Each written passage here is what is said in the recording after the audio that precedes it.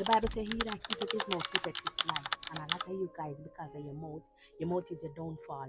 You find so much comfort in people nowadays is that persons are scared to be by themselves. Persons are scared to be a loner to the point that every ears that is willing to listen, you willingly vent into it. A lot of you guys' plan has not prospered because you vent into the ears, you lean on the shoulders of others who you feel like they have your best interests at heart when low key they are your enemies. In this time and age, we are living in a world that your very enemy can be in your bed, sleeping on the same pillow, sharing the same blanket. Strangers growing up, my people would tell me that strangers don't know your business and strangers cannot do you no harm. It is the shoulders that you cry on, is the ones that you would consider trustworthy that you vent on your shoulders in their ears are the ones who are actually sabotaging your plans. When you keep your mouth shut, when you keep your plans to yourself, it is so easy for you to achieve them. It's so easy for you to prosper when people don't know what is your next move. When you play checkers, right? The whole goal is for your opponent not to know the next move you're about to make because their job is to solely block you on that board. When you play chess, it's the same thing. They aim to take out the stronger piece at the game to limit your mobility, and it's the same for your enemy. And sometimes growing up again, right, as Jamaican growing up, I always hear my guardians, right, would say bush have ears, and I never know what it meant until I get older and I started to embrace spirituality. When they say bush have ears, they're literally saying they're unseen entity out there, just like when you pray to God, the spirit, the angels. They are unseen entity out there who are sitting, who are watching for a word, right? For your actions, so they can bring it back. These are messengers, these are monitoring spirit that are there to bring back news to an altar that sent them to watch your every move. There are unseen entity out there whose sole job is to rob you of your destiny, is to delay your blessing and hinder you from moving forward.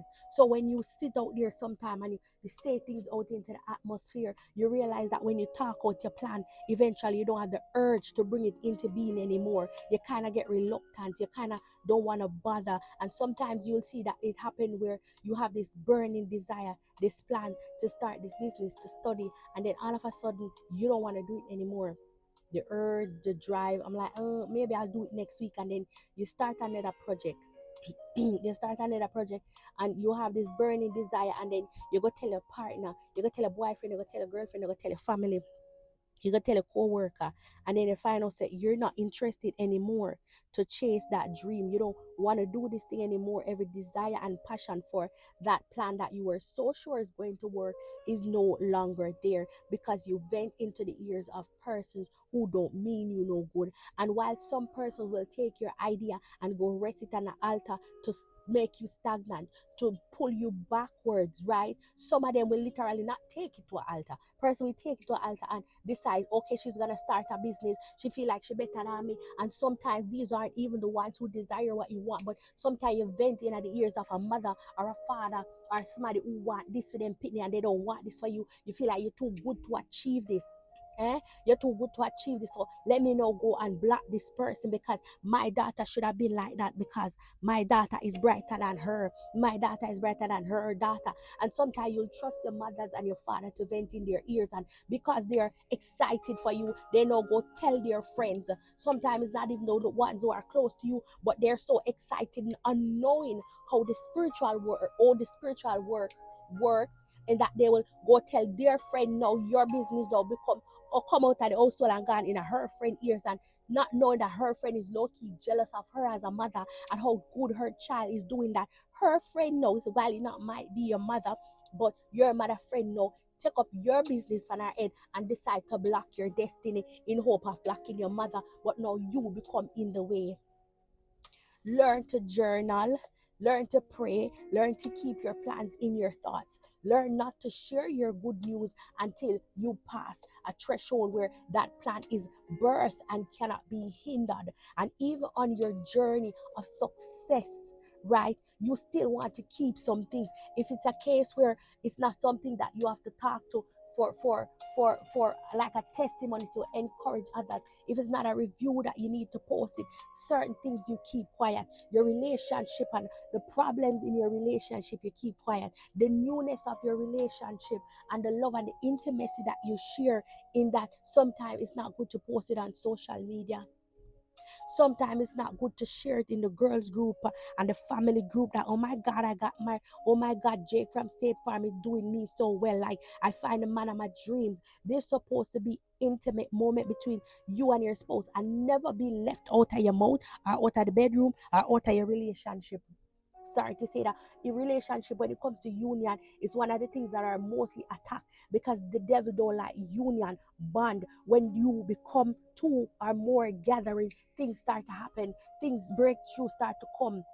Goodness start to come. So the devil always try to break apart unity, because together you stand, divided you fall. So the whole goal of spirituality, right, and negativity coming is to conquer you, pull you apart, and you fall. And that's why you see marriages are always under attack, relationship under attack, good family union is always under attack, because the devil don't like unity.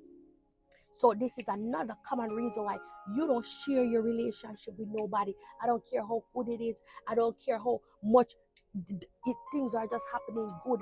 You are doing your well in your company. You're doing well at your job. Your good news, you don't share it to nobody. You keep it between yourself. Don't ever get so excited and overwhelmed that you give to the enemy ammunition to use against you. Oh my God, I just clocked $1 million for this year in my business. No, nobody's supposed to be in your wallet. Nobody is supposed to be in your bank account unless this is your accountant. Hmm? Oh my God, I just made $20,000 off of social media. You keep that shit to yourself. And even if you're using it to encourage others, you don't necessarily need to give numbers so people can now take that and hinder your finance. And on top of you being successful, you have to always be protected. You have to always have your guard up, to the point that when they come in your dream to fight you, they come in your business place to give you bad money, they come in your spouse ears and talk about you negatively. You know how much on the friends and family in on the man ears, I tell them about your past in hope of breaking up your relationship. Eh? And these were ears and shoulders that you laid on and vent into. They know, as you turn your back, they come and whisper in your man ears or your woman ears, and I tell them, oh, she was this type of person back then, she was that type of person. The time that we're living in, you trust nobody. You love on them and you show them love, but at the same time, you trust nobody, and you always have your guard up, because it's not strangers necessarily that is going to harm you. It's the ones that you trust the most, that have these things, that know these things about you, that they will come to bring you down to your face. So, as a spiritual person, your house, your car, your life should be guarded and a secret. Don't ever get so overwhelmed and caught up that you want to share your good news with people. Good news bring jealousy. Good news bring malicious feelings. Good news bring ill intent towards you and your family, your relationship, your money, your finance, your health. Mm? And that's why you see, when you go tell people things, and sometimes when you share into the ears of an ambitious, competitive, evil ass people, they will quickly to talk you out of starting a company. No, girl, you shouldn't do that. Too much business like that exists. No, girl, when you do that for that, no needed. I spend too much money. You tell your man, say, I'm gonna go back to school, baby. No, when you go back to school, go work, go do this. They try to change your mind, because sometimes it's low key competition and spiritual attack, right? Can show up in anger, jealousy, competitive behavior. It can show up in any different way. Your very person, your very spouse, where you're there with, you start to see your relationship drift. You know what I mean? Not necessarily nobody I don't know root work pile. It can be they literally have ill intention towards you, until the enemy start pry them off of you, and still they start distance themselves from you, because now your relationship becomes a competition. Now it's a competition between you and your sibling. Them no want open you no more. Or you go on like your hype, they start to low key this you, or you go on like you all that, your girl go on like you have money, you go on like you're better than people, and at the same boat house to come from. It's not that you forget where you came from, it's just that you decide not to go there anymore. So when you shift your mindset and start to act Like that wealthy person you desire, that beautiful woman that is so successful, that handsome man that you're driving your nice car, you're in your good job, you're running your business, they buy a house. They easily mistaken your blessing for boastfulness. Is that a word for me? You being boastful or show off because now you trigger something in them. Right? The thing that they're not able to achieve, you trigger that in them, and then they start to now manifest. Like the spirit in them start to manifest in a jealousy and anger and all of these things.